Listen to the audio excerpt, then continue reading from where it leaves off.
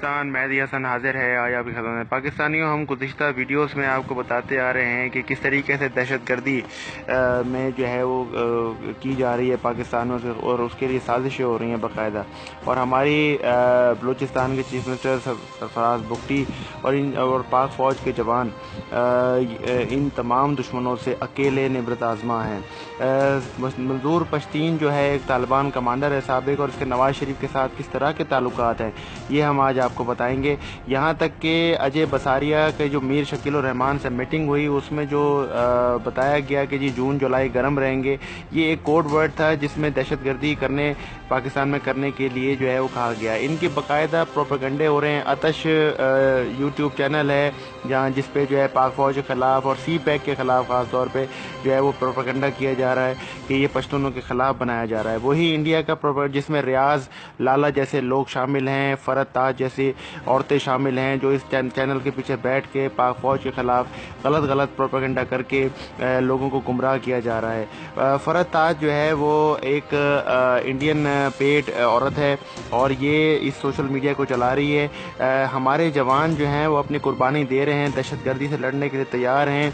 کتنی جنازے ہم نے دے دیے اور کتنے جنازے ہم دے رہے ہیں، یہاں تک کہ بچے یتیم ہو گئے. اس کے اوپر ایک بڑی زبردست رپورٹ ہے، آئیے وہ دیکھیں. ہمارا آج کا موضوع ہے پاکستان کی سالمیت کے لیے ایک بڑا خطرہ بننے والے ایک گروہ کے بارے میں، یعنی کہ منظور پشتین کے بارے میں.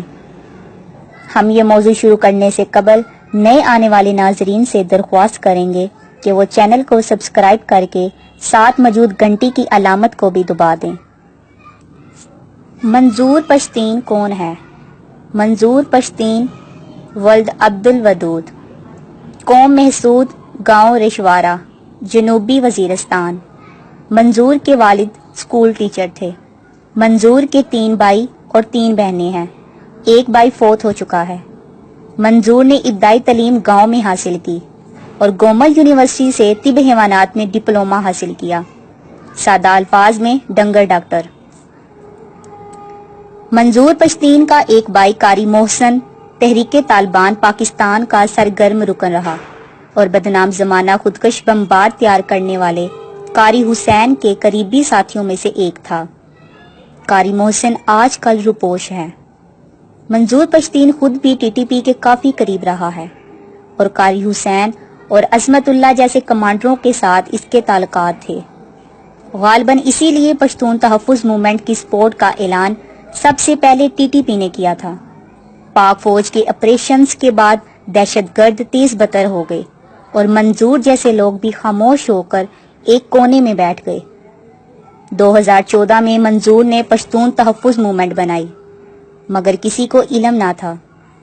اسی عرصے میں اس کے سرخوں اور این ڈی ایس کے ساتھ رابطے بنے اور اس کی ساتھیوں کے ساتھ آزاد پشتونستان کے جھنڈے والی تصاویر پشتونستان کی ویب سائٹ پر نظر آنے لگی. اس کے 1 سال بعد اس کے روابط پشتونستان کے علمبردار اور پاکستان کے بدترین دشمن محمود اچکزئی کے ساتھ قائم ہو گئے. منظور پشتین 10 سے 15 دسمبر 2017 کے درمیان سرحد پار افغانستان گئے، جہاں کابل اور جلال آباد میں ان کی ملاقاتیں افغان انٹیلیجنس کے اعلیٰ ترین عہدیداروں میں سے ایک ولی داد کندہاری سمیت کئی لوگوں سے ہوئی، جن میں سے کچھ امریکن CIA کے اہلکار بھی شامل تھے. یہ سارا کام جناب محمود اچکزئی کی معرفت ہوا. 13 جنوری کو نقیب اللہ کا قتل ہوا. اسی وقت میڈیا اور سوشل میڈیا پر محمود اچکزئی دورہ انڈیا کی خبریں آئیں، جہاں اس نے مبینہ طور پر نریندر مودی کے علاوہ اسرائیلی وزیر اعظم سے بھی ملاقات کی. نقیب اللہ کے واقعے کے بعد اچانک منظور پشتین کی جماعت ابھر کر سامنے آئی اور ان کے مطالبات راؤ انوار کی گرفتاری سے شروع ہو کر نہایت تیزی سے آزاد پشتونستان کے نعروں تک پہنچ گئے. افغانستان نے پوری شدت سے ان کی سپورٹ کرنی شروع کر دی.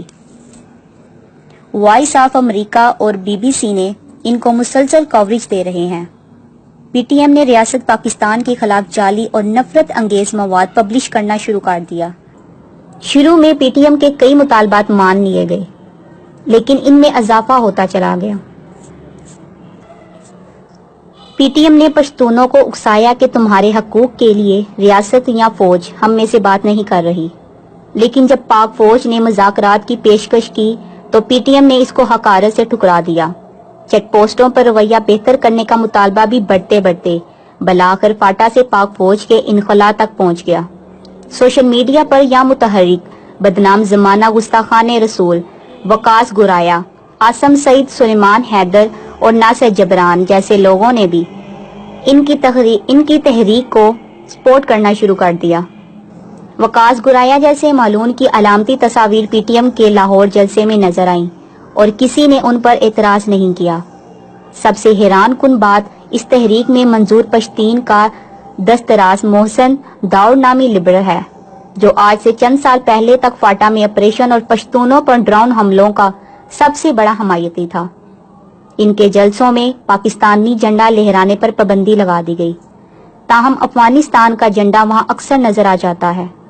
अब इसके हामी पाकिस्तान के खिलाफ अक़वाम मुत्तहिदा, इंडिया और अमेरिका से मदद तलब कर रही हैं और रियासत के खिलाफ एलानी जंग कर रही हैं। ताहम मंजूर पश्तीन के कामयाबी के इम्कानात कम हैं, क्योंकि पश्तूनों की अक्सरियत इसको एक फितना समझ रही है, जो दोबारा उनका खून बहाने के दर पे है। अलबत्ता अफगानी पूरी दुनिया में इस तहरीक को सपोर्ट कर रहे हैं।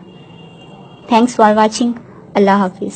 के बाद कोई शक नहीं रहता कि मंजूर पश्तीन तालिबान कमांडर इसके पीछे इसका हाथ है, फरत ताज जैसी औरतों का हाथ है, मारी सरमद अचकजई, यहाँ तक के फरदुल्ला बाबर भी फरत ताज के साथ और अहमद करजई जैसे लोग पश्तून टीवी के नाम से इन्होंने चैनल बनाया हुआ है यूट्यूब के ऊपर, उसके ऊपर बैठ के ये पाकिस्तान के खिलाफ प्रोपेगेंडा कर चुके हैं और बाकायदा आपको बेशतर यूट्यूब के ऊपर इनकी वीडियोस मिलेंगी।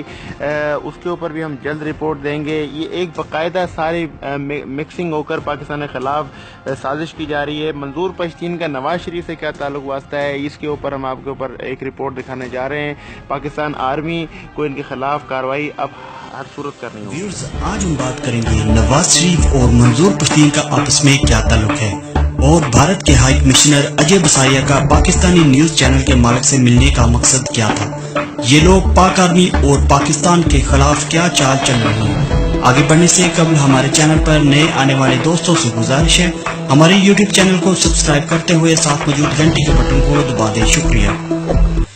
दोस्तों, चंद रोज पहले भारतीय हाई कमिश्नर अजय बसारिया ने पाकिस्तानी न्यूज चैनल जियो न्यूज के मालिक मीर शकीलुर रहमान से मीटिंग की।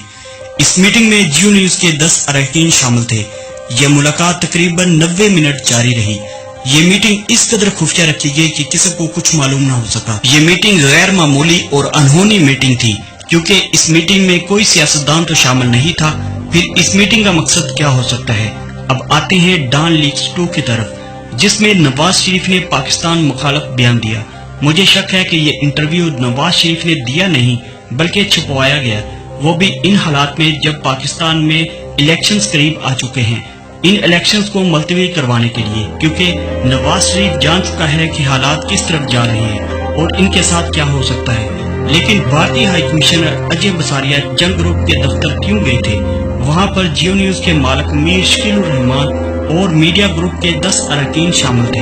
अजय बसारिया और मीर शकीलुर रहमान के दरमियान क्या बातचीत हुई, ये हम अपने जराये से आपको बताने जा रहे हैं। अजय बसारिया पोलैंड में भी सफीर रह चुके हैं। इनका दीगर ममालिक में भी सफारत का काफी तजर्बा है, लेकिन इनकी तरबियत भारतीय खुफिया एजेंसी रा ने भी की है। इस मीटिंग में कुछ कोड वर्ड्स इस्तेमाल किए गए, जैसा कि जून और जुलाई हाट होगा, ताकि अगर ये लोग कल पकड़े भी जाएं तो ये कह सके कि जून और जुलाई तो गर्मी की वजह से हाट होते हैं। इस मीटिंग में हमारे अदारों के लिए स्टेक होल्डर्स का लफ्ज इस्तेमाल किया गया। वहाँ पर बात हुई कि पाकिस्तानी इलेक्शंस के लिए सियासी जमातें तो एक प्लेटफॉर्म पर मौजूद हैं, क्या स्टेक होल्डर्स भी हैं। स्टेक होल्डर्स क्या सोचते हैं। जियो के सीनियर मेंबर्स की जानिब से कहा गया कि स्टेक होल्डर्स भी एक पेज पर हैं और अपनी लिस्ट के साथ एक पेज पर हैं। इस मीटिंग में ये भी इनको बताया गया कि स्टेक होल्डर्स जून से जुलाई के वस्त तक इंतजार करेंगे और अगर इस दौरान नवाज शरीफ जेल चले गए या इनकी पार्टी के अहम अरकान टूट गए तो स्टेक होल्डर्स मुतमईन हो जाएंगे, और अगर ऐसा ना हुआ तो स्टेक होल्डर्स इस इलेक्शन को मुलतवी करवा देंगे। اس سے آپ اندازہ لگا سکتے ہیں کہ اس طرح کی گفتگو کا اس میٹنگ میں کیا مقصد ہو سکتا ہے۔ اسٹیک ہولڈر سے مراد ہمارے ادارے اور ہماری فوج ہے۔ اس طرح کی باتیں پاکستان کے میڈیا ہاؤس کے اندر بیٹھ کر ہو رہی ہیں اور ہم چپ چاپ سن رہے ہیں۔ یہاں دکھ کی بات یہ ہے کہ ہمارے اخبارات کے اداروں اور نیوز چینلز میں ایسے ملک دشمنوں کو کتنے غور سے سنا جا رہا ہے، اور بھارت میں اگر کوئی ایسا کرے تو اسے بھارت سے نکال دیا جاتا ہے۔ یہاں ہمارے اداروں کو سوچنا چاہیے، ہم ایسے غداروں کو نوکریاں کیوں دیتے ہیں؟ سرل المیڈا کے آپ ٹویٹس دیکھ لیں، پہلے بھی ڈان لیکس کی شکل میں بیانیہ لکھا گیا، اب پھر بیانیہ لکھا گیا، کیونکہ نواز شریف کو پتہ ہی نہیں کہ نواز شریف نے بیان کیا دیا ہے۔ یہ باقاعدہ پاکستان کے خلاف پلاننگ ہو رہی ہے۔ بھارت یہ چاہتا ہے کہ کسی طرح پاکستان کو دہشت گرد ملک قرار دیا جائے۔ اس کے لیے کوئی ٹھوس بیان چاہیے تھا تو نواز شریف سے اچھا مہرا اور کون ہو سکتا تھا جو بظاہر زخمی ہے۔ میں بھارت کو سمجھانا چاہتا ہوں، اے میرے معصوم بھارتیوں، جس شخص کو پاکستان کی سپریم کورٹ سرٹیفائیڈ جھوٹا قرار دے چکی ہو، جعلی دستاویز اس شخص نے جمع کروائی ہوں، جھوٹ یہ شخص بولتا ہو، بیٹے سے تنخواہ لیتا ہے نہیں لیتا پتہ نہیں، خلائی مخلوق ہے پتہ نہیں، اس آدمی کا بیان آپ اپنے میڈیا پر لا کر اچھال رہے ہیں۔ او بھائی، کسی سچے کا بیان لے لیتے، کوئی تو تمہاری بات کی حقیقت رہ جاتی ہے۔ 5-6 ایٹمی دھماکے کرنا اور پاکستان کو ایٹمی قوت بنانا، یہ غداری ہے یا کوئی بلوتی ہے؟ میاں صاحب فرماتے ہیں میں نے 5-6 ایٹمی دھماکے کیے، اسے یہ صحیح نہیں پتا کہ 5 کیے یا 6 کیے۔ جو دھماکے کرتا ہے اسے پتا ہوتا ہے 5 کیے یا 6۔ پہلی بات تو یہ ہے، ایٹمی دھماکے ذوالفقار علی بھٹو کے دور میں شروع ہوئے، ضیاء الحق نے اسے تکمیل تک پہنچایا۔ نواز شریف نے نہ چاہتے ہوئے ایٹمی دھماکے کیے کیونکہ فوج اور ڈاکٹر عبدالقدیر چاہتے تھے۔ آپ نے 3 بار انکار کیا تھا کہ ایٹمی دھماکے نہیں ہونے چاہیے، لہٰذا یہ کریڈٹ آپ نہ لیں۔ جیسے سندھ میں امن ہے، کراچی میں امن ہے، کریڈٹ آپ لیتے ہیں، میں نے امن قائم کیا۔ گورنر سنگھ کہتے ہیں ہماری وجہ سے امن قائم ہوا، MQM والے کہتے ہیں ہماری وجہ سے امن قائم ہوا۔ آپ لوگ تو ملک کو ڈبو دیتے، یہ تو رینجرز اور پاک فوج نے ان علاقوں میں جا کر جہاں آپ کارروائی نہیں کرنے دیتے تھے، کارروائی کر کے امن قائم کیا ہے۔ خدا کا واسطہ ہے اتنا جھوٹ بولیے جتنا سمجھ میں آ سکے۔ اس وقت مریم نواز اور نواز شریف عین شیخ مجیب الرحمان اور حسینہ واجد کا کردار ادا کر رہے ہیں۔ اگر اس وقت اس شخص کے خلاف فوج نے کارروائی نہیں کی، جوڈیشل سسٹم نے بھی کارروائی نہیں کی، تو اللہ نہ کرے پاکستان کو کچھ بھی ہو سکتا ہے۔ ان کے خلاف کارروائی ہونی چاہیے اور ڈان لیکس 2 کا پتہ چلنا چاہیے۔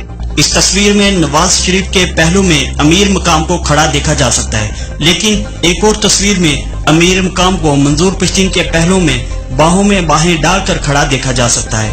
منظور پشتین اس وقت پاکستان اور پاک آرمی کے خلاف نعرے لگا رہا ہے۔ یہ پوری کہانی لوگوں کو سمجھنی چاہیے، یہ پوری سازش ہے۔ اس تصویر میں ایسا لگ رہا ہے جیسے منظور پشتین پر ریسرچ ہو رہی ہے، سارے غیر ملکی NGOs کے نمائندے منظور پشتین پر ریسرچ کر رہے ہوں۔ یہ ریسرچ نہیں ہو رہی بلکہ پاکستان کے خلاف بہت بڑی سازش تیار ہو رہی ہے، اور اس میں NGOs، غیر ملکی افراد، CIA، را اور افغانستان کی خفیہ ایجنسی اپنا کردار ادا کر رہی ہے۔ میں کراچی والوں کو اور پاکستان کے پشتون بھائیوں کو دونوں ہاتھوں سے سلام پیش کرتا ہوں جنہوں نے منظور پشتین کے ایجنڈے کو مسترد کر دیا۔ اللہ اس ماہ رمضان کے توسط ہمارے ملک پر اپنا خاص فضل عطا فرمائے، پاک آرمی کو ہمیشہ قائم و دائم رکھے، آمین۔ ہمیں اپنا فیڈ بیک کمنٹ سیکشن میں دیجیے اور ملک پاکستان اور پاک آرمی کے لیے خاص دعا کیجیے۔ شکریہ۔ اداروں کو، ہماری ایجنسی کو، منظور پشتین اور فرد تاج، ریاض لالا اور یہاں تک کہ جو ان کے YouTube چینلز ہیں، یہاں تک کہ محسن داوڑ، علی وزیر، منظور پشتین، ماروی سرمند، میر شکیل اور ان کے خلاف کارروائی اب کرنی ہوگی اچکزئی کے خلاف۔ پاک فوج جب تک یہ نہیں کرے گی، یہ نہ سازشیں کم ہوں گی اور نہ یہ دہشت گردی بند ہوگی۔ جب یہ دہشت گردی بند ہو جائے گی اور یہ سیاستدان جو جن سازشوں میں لگے ہوئے ہیں وہ ناکام ہو جائیں گے، تو بھارت اپنا منہ کالا کر لے گا انشاءاللہ پاکستان۔